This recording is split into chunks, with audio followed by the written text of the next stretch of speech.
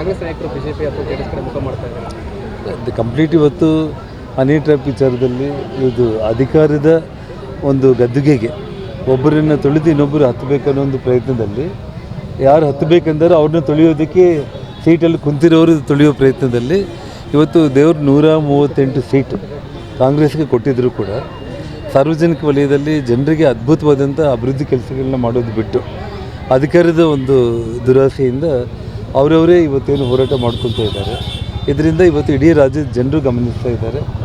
ಎಲ್ಲರೂ ಕೂಡ ಕೇವಲ ಅವ್ರ MLAಗಳನ್ನೋ ವಿಚಾರ ಅಲ್ಲ, ಇಡೀ ರಾಜ್ಯದ ಜನರೇ ಇವತ್ತು BJP ಸರ್ಕಾರ ಈ ರಾಜ್ಯದಲ್ಲಿ ಬರುತ್ತೆ ಅನ್ನೋದಕ್ಕೆ ಕಾಯ್ತಾ ಇದ್ದಾರೆ. ಸರ್, ಸದನದಲ್ಲಿ ಹೇಳಿದ್ರು ರಾಜಣ್ಣ ಅವರು ಹನಿ ಟ್ರ್ಯಾಪ್ ಬಗ್ಗೆ ಎಲ್ಲೇ ಒಂದು ಕಡೆ ಅವರು ಅನುಮಾನಕ್ಕೆ ಜನರಿಗೆ ದಾರಿ ತಪ್ಪಿಸೋ ಕೆಲಸ ಆಗ್ತಾ ಇದೆ ನೋಡಿ, ಸಾಕ್ಷಾತ್ತು ಇವತ್ತು ಭಗವಂತನ ದೇವಾಲಯಕ್ಕೆ ಸಮಾನವಾಗಿರುವಂಥ ರೀತಿಯಲ್ಲಿ ಇವತ್ತು ಇಡೀ ನಮ್ಮ ಕರ್ನಾಟಕ ರಾಜ್ಯದ ಜನ ಸೇವೆ ಮಾಡುವಂಥ ದೇವಾಲಯ ಅಂದರೆ ಅದು ಅಸೆಂಬ್ಲಿ.